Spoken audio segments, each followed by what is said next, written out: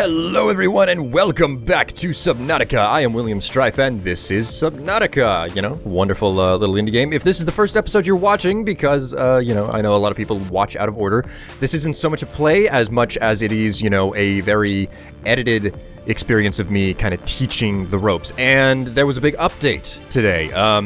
I literally woke up this morning and found Subnautica, you know, applying like a 1 gig something update.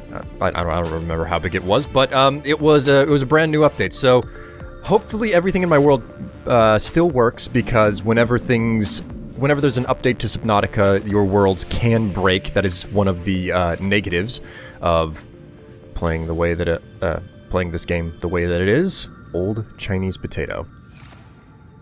Hey, you know what? It's still good, and it doesn't make me sick, so I might as well munch on it. Anyways, got my base here, got everything up and running. So last time we went out to the Aurora and we scanned a whole bunch of tech. We got a whole bunch of salvage and whatnot that's worth keeping and everything. Got a lot of batteries, etc., etc. I'm going to go ahead and dump the propulsion cannon here. I'm going to take my O2 tank. I'm going to take 1 spare battery as well, and I'm going to need... Where are you? Where are my tools at? I'll go ahead and equip the laser cutter and the repair tool there. Okay, so today my goal is to basically get a Seamoth together. The Seamoth is the first piece of equipment that is more sophisticated that you can pilot other than this little Sea Glide. Now this Sea Glide is all right and everything, but the big problem with the Sea Glide is that it just munches through power. This thing is a power monger. It is not power efficient at all, and it's not the fastest either. So the first thing that you can construct that's a whole lot more power efficient is the Seamoth, which is literally just a, you know, a tiny one-man submarine. So what we want to do is we need to build a couple of machines. First and foremost out of all of those, though, is the cell charger, because the Seamoth does not run on batteries. It runs on a larger type of battery called a cell. So we'll go ahead and equip the habitat builder here. Go to interior modules, and this is what we're looking at, the power cell charger. Now, you do not start with this. If you have been watching through the series, you will have seen me picking these up in various wrecks and whatnot around the world. But to construct this, I need a computer chip, a wiring kit, glass, and titanium. So the computer chip and the wiring kit, those both require silver, which we've been over in the past. Silver being not the most incredibly common in the easy-to-reach areas of the map. Alright, there we go. So, we've got everything we need. Let's see where we can put this thing on the wall, the power cell charger. Okay, it'll fit right between the lockers there, like that. And this thing is exactly like the battery charger in that it just sits there on the wall and, you know, it folds down and you plug stuff into it. And obviously, because cells take up a whole lot more power, in fact, let's look at how to construct a cell, because even though we have some, it does behoove me to have more of these. So, battery, power cell. Power cell is silicon rubber and 2 battery. And silicon rubber, if we come up here, is 2 creepvine seed clusters. So, that's the way you make that stuff. Now, because we went through the Aurora, forgetting where I put everything, because we went through the Aurora, we found at least 1 power cell, which is going to be used to construct the actual Seamoth, which is... A power cell is actually part of the construction. But the other thing that we really want to get our hands on, and we actually need to construct the Seamoth, because we can't build the Seamoth with the habitat builder or with the fabricator here. We have to build it at a mobile vehicle bay, which is a titanium ingot, lubricant, and power cell. Deployables mobile vehicle bay. Alright, so while that constructs, I'll go ahead and come over here and grab 1, 2, 3, 4. Okay, yeah, that'll do. There we go. Mobile vehicle bay, and let us look at what it takes to make some power cells. We're going to need silicon rubber, which is the creepvine, which means I'm going to have to go out and grab that stuff. So, once I have the materials to actually make the Seamoth, which the Seamoth is literally 2 glass, an ingot. Yeah, 1 ingot, 2 glass. Oh. Already got some silicon rubber. 2 ingot, 1 glass, and a power cell. Okay, so that's what I have to construct. So once I have all of the materials I need, we'll go ahead and get this together. Okay, so I've basically got all of the materials together that I need. But there is one other thing that I need to create before going out and putting the mobile vehicle bay up and everything. And hopefully none of the crafting recipes have changed either, because that just occurred to me. Maybe a crafting recipe has changed and I have, you know, just super ill prepared. Hopefully that's not the case, though. Let's go ahead and grab an extra battery here. And... yeah, you know what? I don't actually need that extra battery. Let's go ahead and just... chuck that away. And while I'm at it, I'm going to go ahead and unequip my helmet, and I'm going to put that in the equipment locker as well. Because what I'm about to construct is something that's going to replace the radiation helmet for a bit. So I want to come in here to personal equipment, and I'm going to need a rebreather. So a rebreather, as it says, absorbs CO2 to recycle used air at greater depths. So the lower in the ocean you go, the faster you use up oxygen, which is obviously a bit of an issue whenever you're, you know, in a world of that where you can go to great depths, which is what we're going to be doing today to get some to get my hands on some more sophisticated blueprints.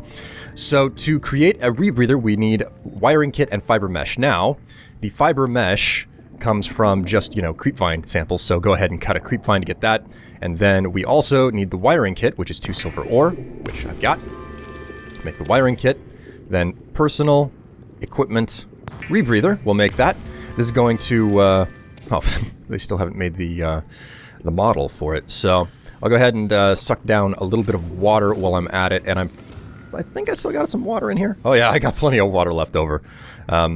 Okay, so there's that. Let us... well, you know what? I'm going to go ahead and grab a nutrition block as well. Now, let's hop out here. Wait for the game to have its little moment where it stutters. We'll equip that to 5. We'll hit 5 here. Right-click, and it just deploys the mobile vehicle bay. Just swim right up with her.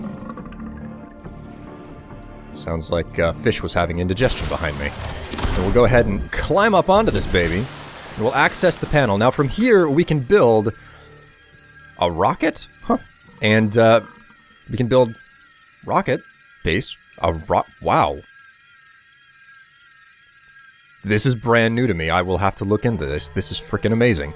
So we can come in here to vehicle, and we can build a prawn, but prawn requires aluminum oxide, plasteel ingot, aerogel, lubricant. So lubricant is pretty much the only thing on there that makes a whole lot of sense. Everything else, I have a clue of how to make, like I know, but we need to get to further lower depths to be able to get our hands on that stuff. So the Seamoth is integral to actually getting that done. And it looks like I'm out of lubricant. My mistake. Let's go ahead and grab that. Okay, so while I'm making this lubricant, it just occurred to me that it actually behooves me to make one more thing while I am here. And that is, if I come down here to deployables, a beacon. Because I actually need a solid, you know, beacon that's firing off so that I can come back specifically to my base. Now, the life pod is not that far away, so that I can use the life pod beacon to find my base. But it's a whole lot more convenient if I have an actual beacon at my base, which requires copper wire and titanium. Not that difficult to make. Just come into electronics, make some copper wire out of 2 copper. Then deployables, beacon. There we go. So with that done, I'm gonna go ahead and munch on some of these potatoes.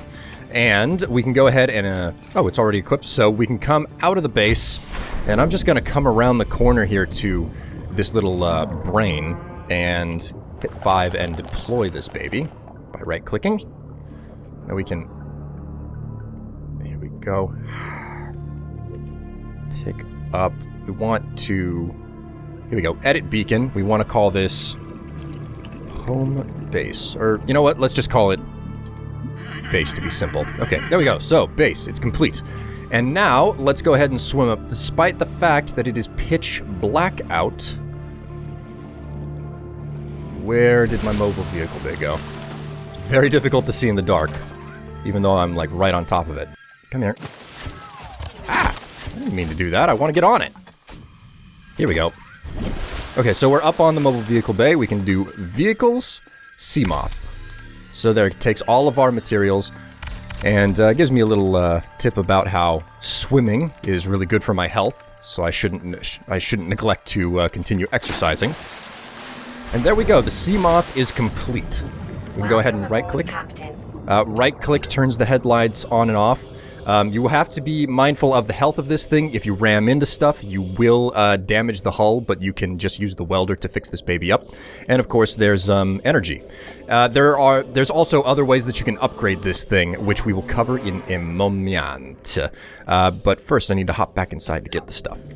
Okay, so the things that you need to be concerned about are installing some really basic upgrades. Now, there are two particular upgrades that came from the Aurora that I picked up while inside. If you go back to the previous episode, you will see where I got these. But one of these, this storage module, I'm pretty certain that this was located underneath a prawn suit that was in the big vehicle bay.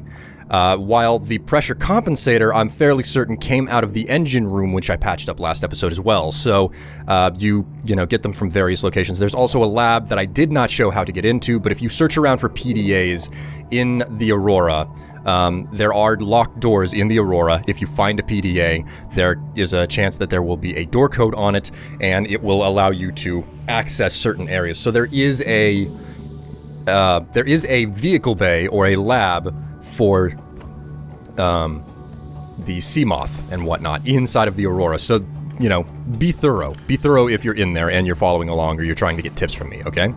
So what I'm going to do here is I'm going to go ahead and chuck some lubricant away, and I don't have what I need to make any silicon rubber. I'll make do with just the one power cell. But what we're going to do is we're going to come outside here and we're going to look at our dear little Seamoth. And if we look at the right side of the Seamoth, you see this little blue light? If you hover right over it, it says Access Upgrades. This is actually a control panel where you can install things. And you just left-click to install these upgrades. So I can install a storage module, which is a 4x4 locker. This is great for installing, just basically storing extra power cells. And then a pressure compensator. What the crap? Stop messing with my Seamoth, you little piece of crap. Stalkers, they're so ornery. Jeez. So, the thing here is that this Seamoth, actually, let's get inside of it. The Seamoth can only take a pressure of 200 meters. You see up the depth at the top there, I'm at 40 meters of 300. This thing now has a maximum pressure capacity of 300 because I installed that pressure compensator. And that particular pressure compensator I have can be upgraded twice to Mark II and Mark III. So I think that this thing can go down to like 700 meters or something whenever it's done. What I'm relatively certain of is the fact that I can go down to 500 with Mark II, but 300 is just good enough for what I'm looking for today. So what I want to do is, instead of heading out to the energy pulse, I want to head south again. You remember where the floating island was. It's going to be south, not super precise south, but that's the general direction that I want to go, because there is a particular hunk of junk wreck down in the Grand Reef, and the Grand Reef is to the south, where I want to be. And it is specifically at roughly negative 250, negative 750. That's the rough coordinates. If you remember, you hit F1 and you get the coordinate information up on your screen, and it's camera world position. So, negative 250 and then negative 750 for the last number. Okay, so I'm at roughly negative 250, negative 750, so I can go ahead and shut that off. But as you can see below me, those big blue glowing things, that is the telltale sign of the Grand Reef. Let's go ahead and turn the headlights on. I should be on top of a chunk of... Aha! Here it is. This is a chunk of the Aurora that has fallen out of the sky and into the water. Now, this chunk of the Aurora, as you can see, I'm already at a depth of 221. If I was down this low without the pressure compensator, I would be, the Seamoth would be taking damage because the hull wouldn't be able to take the pressure. Doesn't make a lot of sense that I can take more pressure than the Seamoth, but that's the way that it's designed. From what I'm to understand, the devs plan on adjusting that further on down the line. So don't be surprised if you can take depth damage where I can't, because I'm still playing a pre-release build, an in-development build. So the way we get inside of this place is this little hatch right over here. So what I'm going to do is I'm going to position myself right up here so that I can shine the headlights in. Actually, you know what? Screw that. We're not gonna shine the headlights in. Basically, we're gonna go in there, and the Seamoth is what we're gonna run back to get more air. So we'll hop out. There we go. And we'll go ahead and swim down. Hopefully, it's not too dark for you guys. I can make out just enough of what I'm seeing here. Ooh-wee. Okay, and we'll take out the scanner here, and as you can see, there are fragments all over the place. So first off, we got a thermal plant. This is perfect. And my air is dropping much, much slower than it could be because of the rebreather that I have equipped. We've also got a moon pool fragment. This is super useful. It's a docking station, the moon pool, for the moth. Seamoth. And we've also got another thermal plant. Now, this is perfect. Very useful. We have anything else down here? A Cyclops pressure compensator fragment. No complaints there. That is great. A scanner room as well. This hunk of wreck is just chock full of useful stuff. Another moon pool fragment. Oh man. And another moon pool fragment. Okay, so we're just getting titanium at this point. Okay, we need to go back for some air because we're at about 30 seconds. Okay, so I got a bunch of I got a triple instancing on this door, but I managed to cut through it nonetheless. What do we have here? Ooh, it's a prawn suit grappling arm. Nice! Let's go ahead and scan this bad boy up. Looks like I've got a bunch of double instancing going on for me in here. Vehicle upgrade console fragment. Nice! So that's something else that's inside of here. Now, again, you might not be getting the same fragments as me if you find this place. But there we go. And again, I got, double instancing of this door right here. Ooh, what's this? Oh, it's another... Can I cut this one open? Yeah, I've got double instancing on this door as well. This is going to take me a little bit. I'm also going to have to switch batteries on my weld cutter. Alright, finally got through the frickin' sealed door. Oh my word. Man, is there ever a lot of stuff down here? Another moon pool fragment. I don't even know what I've got at this point. An alien containment fragment. Man. This place is just rife with stuff for me to collect. I cannot believe how much there is down here. That's another moon pool fragment, just more titanium for me. A scanner room fragment. I don't think I finished this one yet. Did I? Hey, there's another one. Jeez! I've unlocked so freaking much! It's phenomenal.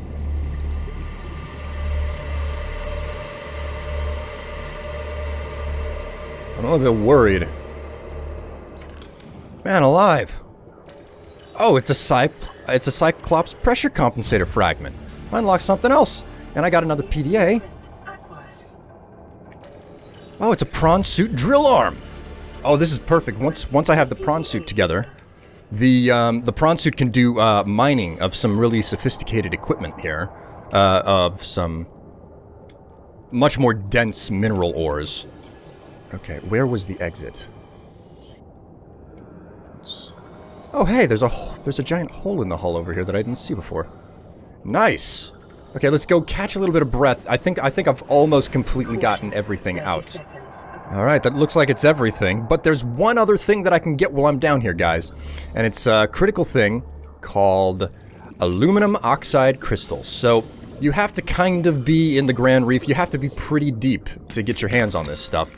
So I'm looking around and aluminum oxide is currently a very bright white crystal, as you can see right here. From what I'm to understand, they are supposed to change that at some point in the near future.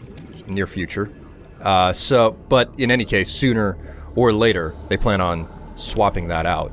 How's my inventory doing? I've still got plenty of space. You gotta love the creepy music that they play down here. Caution. 30 seconds of oxygen remaining. Alright, let's grab one more crystal, and I'm gonna head back to base, because I got what I came for. Back to base we go. Oof. Oh.